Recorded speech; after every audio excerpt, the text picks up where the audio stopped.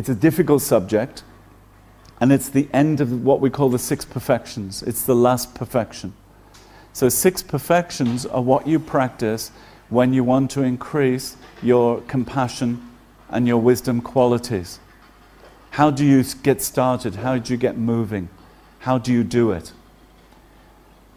So then what's put forward is these 6 qualities. And the first one, which is said to be the easiest to practice, is generosity. So what we should have been doing is working through the 6 perfections, finishing with wisdom, which is what I talked about yesterday. But somehow we started with wisdom, and now we're going back to the beginning. But I think in some way there's a benefit to this. Because when we talk about the self and the ego, it actually brings up the ego. There's a fight back. You know, the ego says, you're not getting rid of me.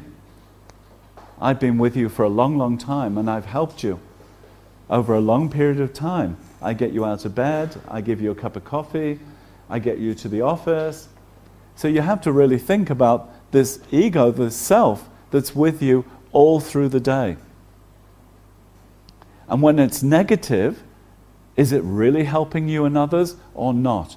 This is the conversation that you start to have with yourself. Is it benefiting you or not? If it's benefiting you, leave it alone. Doesn't matter. From my point of view, doesn't matter at all. But if from your point of view, you can see this negative ego and it's disturbing you, and you think, so what can I do about this? Then we've already talked about it. So now we're going to talk about the perfection of generosity, which is opening your heart, opening your mind to the situation of others. What do they need from me? Okay? And we've got a few ideas. I gave you a definition. So BSM, do you know what BSM is? No. Oh, body, speech and mind. Body, speech and mind. It's the 3 activities. Body, then speech, and then mind. So where does everything come from? Mind, which motivates your speech and motivates the actions of your body. So body, speech and mind. So we've got 4 divisions of generosity, or 4 parts of generosity. The first one is material things.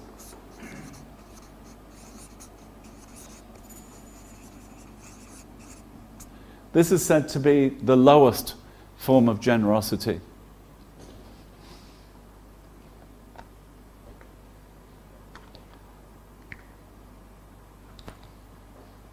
So we need to make people comfortable, you know? They need to have a good enough salary, whatever they need, in order to support their family. They need material things. But at some point, material things stop as a motivation. They're not necessarily a motivator. So when we're talking about giving material things, then it could be money, bonuses, but also things like clothes, food. So there's people who involve themselves in soup kitchens and, you know, going out and trying to help the community. So in your case, you have to think, well, what motivates me to give? Not just to my family and to my friends, but actually giving outside of my circle of people that I know. So in this case, it's said that to give on a regular basis, but small amounts, is better than giving, say, once a year out of guilt. So for instance, you don't give anything all year, and you get to Christmas and you think, oh, you know, I didn't give anything all year, I'll write a check. And I'll write that check to the Red Cross or Save the Children or something like that. So if you get guilty and then you give something, the benefit is not so great as if you're giving based on a virtuous mind, a mind that wants to benefit others and doesn't want to hurt others. So what you're doing is developing the habit of generosity. So if you can give 50 cents, is it cents? You have cents, no? cents. So 50 cents or a euro, if you can give on a daily basis, like there's a box somewhere and you give. So every single day, I give to this charity, I give to this charity, I give to this charity, on and on and on. It's much more beneficial than feeling guilty and then giving a larger amount. The purpose is to develop the habit. If you're not a very giving person, it's to open your heart to the situation of others and connect with that situation and do something about that situation. You are not going to be able to remove poverty. If the perfection of generosity is to completely remove poverty from the world, if that was the definition, then Jesus and Buddha have not been very successful. Right? So that's not the perfection. The perfection is you doing something with the right motivation. Okay? So you don't think, I'm going to be able to fix the world. I'm going to be able to completely remove all poverty. And if not, I'm unsuccessful. That's not the test of the perfection of generosity. The test is, are you doing it with a virtuous state of mind? And virtuous state of mind is, are you doing it with loving kindness or compassion or wisdom out of an altruistic motivation? Something that is not concerned with the self, what's in it for me, something that's concerned with the other. Okay?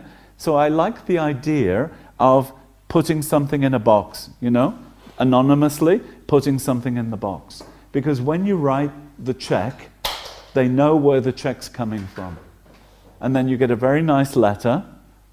Thank you so much, you're such a nice person, blah, blah, blah. And then you're getting the payoff. But we're not looking for the payoff. The payoff comes from yourself, that you know that you've done something beneficial. And that gives you joy. You're not looking for others to write to you or to tell you you're doing something good. So the best thing is to keep it anonymous, to keep it quiet, not to go around telling everybody, I give €1 every day, to that Red Cross box. No need to say it. It's just from your own point of view, you're developing a very positive, you're looking for a new positive habit, some change of mind. So if you're already generous, if you're already doing this, then you just check, is the motivation correct? You're already doing the action. So the action is fine, but do you have the right motivation? And each time you do it, make sure you have the right motivation. In Kathmandu, already Fernando talked about the stupa. Did you go to the stupa in Kathmandu? The big stupa in Bodha? Yeah. Did you see many beggars around? Right. So this is a very popular place to go because they think, many Buddhist practitioners, we're going to get lots of money, right? So you go down to the stupa and you just want to go around, but sometimes there's these children running after you, wanting you to give money. So what I see is that often Westerners get really disturbed by these beggars and they virtually, without looking, just give money. Take this, go away. So there's no motivation, the action wasn't done very well, and then there's no sense of dedication, of rejoicing, of feeling happy afterwards, just, I gave some money. Okay? If you look at the beggar, you're aware of the person sitting there and they're suffering, and then you give money with the right attitude, in the right way, and then you rejoice and you feel happy, and you think, may all people have resources, may all people have money to survive and food and this sort of thing, then the mind is completely different. When I go to the stupa, I refuse to give money to the children. Children are now the main number of beggars, and I refuse to give money to children. Because if you give money to those children, then they grow up as beggars, they don't go to school, and they become professional beggars. And often they get into other things, sniffing glue, prostitution. So with children, I really don't have a feeling about supporting them. There's no need for these children to be beggars, except their children force them, their parents force them into it. You know? So this is the sense of looking at the beggar, and is it appropriate to give to this person? Now the Indian government asks you not to give money to children, because what's been found is they earn a lot of money. There was a BBC program, a documentary on it, about 2 or 3 years ago, and they found that there was one boy, I think he was about 12, 13, he was earning 3,000 to 4,000 rupees a month, which at that time was a very good wage. And they said to him, would you like to go to school? And he said, what for? I'm getting really good money. And they said, but what about the future? He said, oh, you know, I'll be okay. I'm getting really good money. And they said, but wouldn't you like to have education or a future job and this sort of thing? And he said, no, I'm not interested. And it was all because right now I'm getting very good money. The average wage at that time was about 1,000 to 1,500 rupees a month for a man digging holes in the ground. He was getting more than double, you know? So what it does is it hooks them into the money, and then often it's used for drugs and other things. So when we're practicing generosity, we have to go to the sixth perfection. Are we doing it with wisdom? Are we doing it without ego, without looking for the payoff? Are we looking for the right person to give to, rather than the wrong person and just giving out of guilt? This is when the sixth perfection is practiced with the first perfection. Each perfection is practiced together with the others. They're not separate. So what's really good is we've talked about being egoless. So then when you're being generous, you can very much have an ego. You can very much have a feeling of, I'm giving. I'm a good person, I'm giving. And looking for something back. For instance, Christmas, do you give presents and expect nothing back? What would happen if you bought lots of presents for your family and they gave you nothing back? What would you do? The first year, maybe you think, well, this is a bit strange. What happened? The second year, you start questioning, do you still want to give gifts? Right? If you're giving gifts and they're not giving gifts back, would you continue? The altruistic person, the person who wants to give gifts, would continue. But isn't it often a sense of a bargain? I remember Christmas for you, you remember Christmas for me. Or birthdays, or anniversaries, or whatever it is. It's like this, you do something for me, I do something for you. But what if the other person stopped giving to you? How would you feel? Say you've been helping somebody in the office through generosity. I'll help you, I'll give you my time, my energy, my wisdom, my knowledge. And then next time you ask them, please help me. And they say, I'm really busy. I can't help you. You know, oh. The next time they ask you to help, please help me. Now, do you feel as willing to help, or based on their behavior, are you going to reduce the amount of help you give? This is what we need to check. How much ego is involved in the giving? Is the ego looking for something back? I often think of this like a boomerang. You know, that when you're doing something good or bad, you're throwing out boomerangs and it comes back to you. When it's something good, it comes back to you in the form of flowers and beautiful music, and you know, it's very nice and you enjoy it. But when it's something bad, you throw out the boomerang and it comes back and harms you. So part of generosity is removing the part that harms you, the ego that gives. Try and remove the ego and just do it because it's the right thing to do, not because you're looking for a reward, not because you're looking for something back.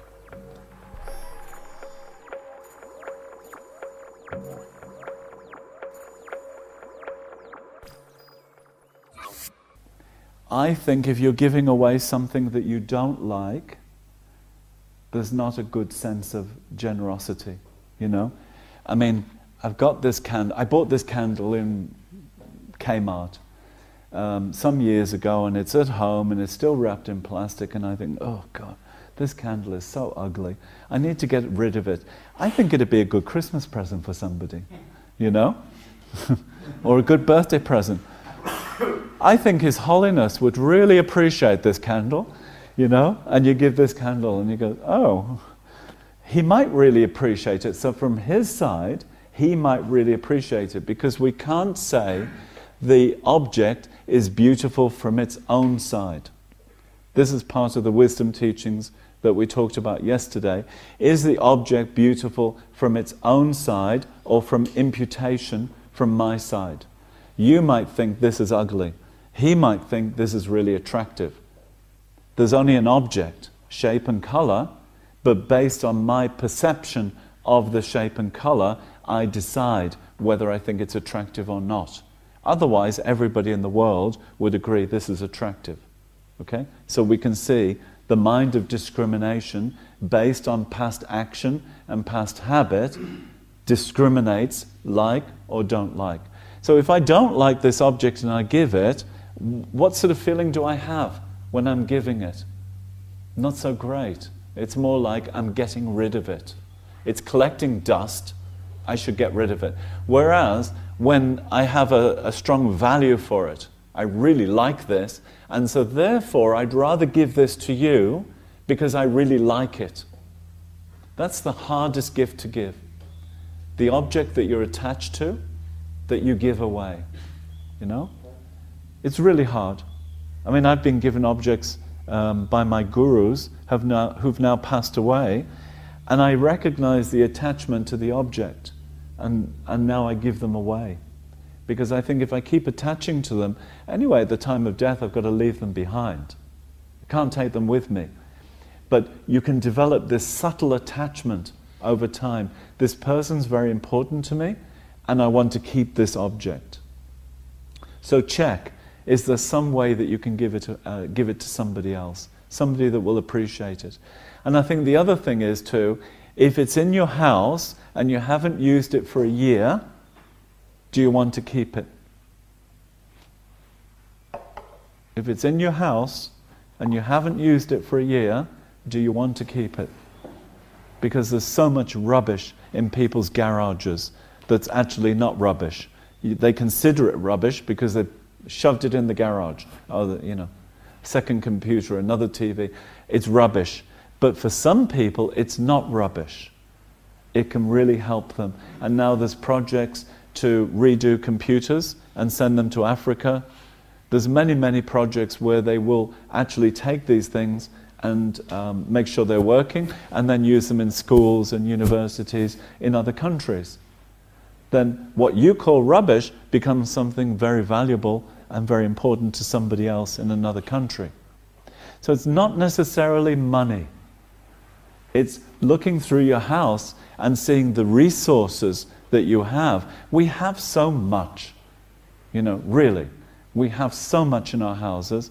We don't need that much. And it tends to clutter you.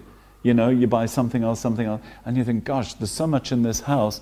What can we do with it? You don't want to throw it in the garbage bin. You want to use it in some sort of beneficial way.